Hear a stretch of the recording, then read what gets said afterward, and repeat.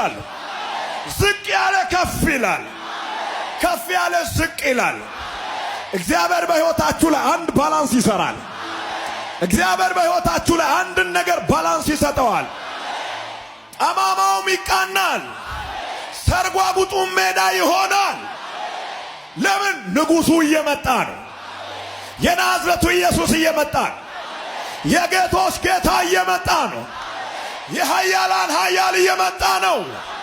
የገዢዎች ገዢ እየመጣ ነው። ወደዚህ አደባባይ እያጎረመረማችሁ መጣችሁ። በሽታ ተሸክማችሁ መጣችሁ። ጥያቄ ተሸክማችሁ መጣችሁ። ያልተመለሰ ጥያቄ ያላችሁ፣ ከጥያቄ ጋር የምታገለግሉ፣ ከጥያቄ ጋር የምታመልኩ፣ ከጥያቄ ጋር የምትነግዱ፣ ከጥያቄ ጋር የምታስተዳድሩ፣ ከጥያቄ ጋር የምትተኙና የምትነቁ መልእክት አለኝ። ብሬክ ኒውስ አለኝ። አልቋል። እስኪ አንድ ሰው ከኔ ጋር እንደዚህ አድርጎ አልቋል። እንደገና አንድ ሰው ከኔ ጋር አልቋል።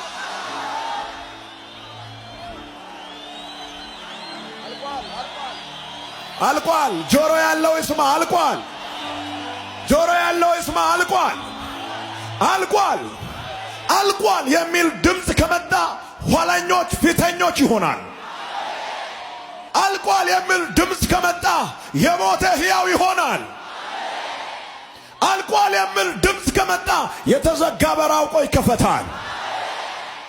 ካለቀ ምን ይሆናል ካላችሁኝ፣ ሸለቆ ከፍ ይላል፣ ተራራውና ኮረብታው ዝቅ ይላል፣ ሰርጓጉጡ ሜዳ ይሆናል፣ ጉቶ ይነቀላል። የሚከለክል ምልክት ሁሉ ከመንገዳችሁ መሸሽ ይጀምራል። ሊከለክላችሁ የቀደመ ጠላት እንደ ድንጋይ ዝም ይላል።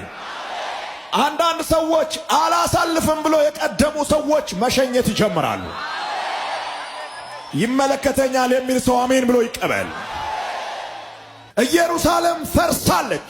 ኢየሩሳሌም ተቃጥላለች፣ አመድ ሆናለች። እግዚአብሔር አመድ ለሆነች ለተቃጠለች ኢየሩሳሌም ለኃጢአትሽ የሚሆን ዋጋ ተቀብለሻል። የስቃይ መንገድ አልቋል። አሁን የክብር ዘመን ነው።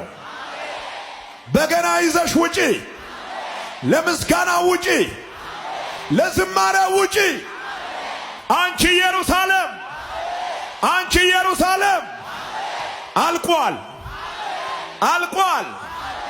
በጣም ብዙ ሰዎች መንገድ ይቀይራሉ። ብዙ ሰዎች መንገድ ይቀይራሉ።